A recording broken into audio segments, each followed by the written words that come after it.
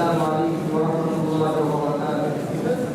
الحمدللہ رب العالمین والصلاة والسلام علی اشرف الانبیاء والمرسلین وعلی من تبعهم بإحسان إلی یوم الدین. اما بعد. ذی وقار صدر اجلاس، ذمہ داران جامعہ، اساتذہ کرام، مہمانان احترام اور معزز سامعین، عنوان تقریر ہے نئی نسل میں بڑھتا ہوا ارتداد کا طوفان، اسباب و حل. محترم سامعین، موجودہ دور میں امت مسلمہ جن چیلنجوں اور فتنوں کا سامنا کر رہی ہے، ان میں سے ایک اہم چیلنج نئی نسل میں بڑھتا ہوا ارتداد کا طوفان.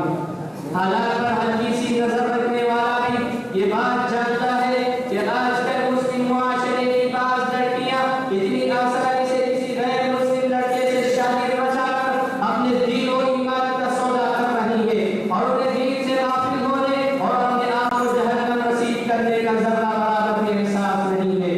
محترم سامعین، اگر اسباب کی بات کی جائے تو اس فتنے کے جہاں داخلی اسباب ہیں وہیں کچھ خارجی اسباب بھی پائے جاتے ہیں، جن میں سے چند اہم اسباب اور ان کا حل آپ کے سامنے رکھتا چلوں.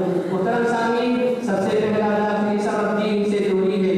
دیکھا گیا ہے کہ جو بچے اس فتنے کا شکار ہو رہی ہیں انہیں حلال و حرام اور جائز و ناجائز کی تمیز نہیں ہے اور ساتھ ہی اسلام کے معاشرتی نظام سے ذرہ برابر بھی واقفیت حاصل نہیں ہے. لہذا والدین اور سرپرستوں کو چاہیے کہ بچپن ہی سے اپنے اولاد کی اخلاقی و دینی تربیت کا پورا انتظام کرے. محترم سامعین، دوسرا داخلی سبب والدین کی لاپرواہی ہے.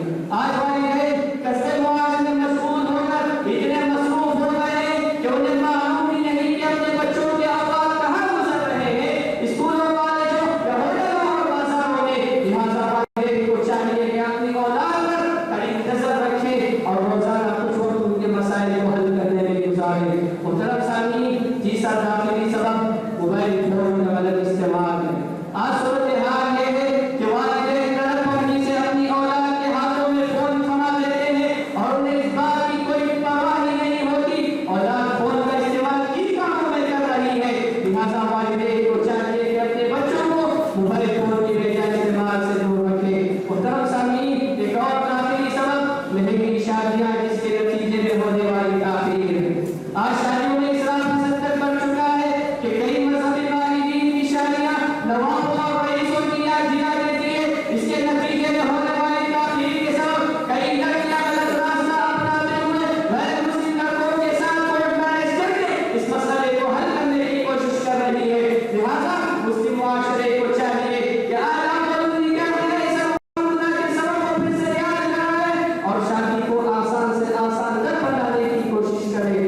محترم سامعین، جہاں تک خارجی اسباب کی بات ہے تو سب سے اہم سبب مخلوط تعلیمی نظام.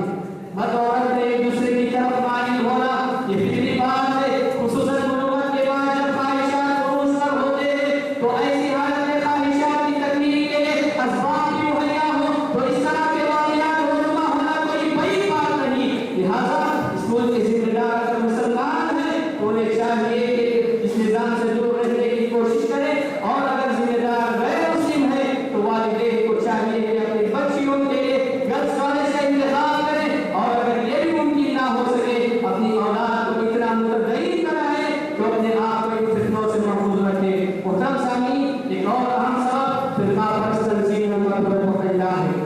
آج فرقہ پرست تنظیموں کی جانب سے ملکی سطح پر غیر مسلم لڑکوں کو مسلم لڑکیوں کے ساتھ شادی پر ابھارا جا رہا ہے اور انہیں ہر قسم کے تحفظات کی بات کی جا رہی ہے اور یہ کہا جا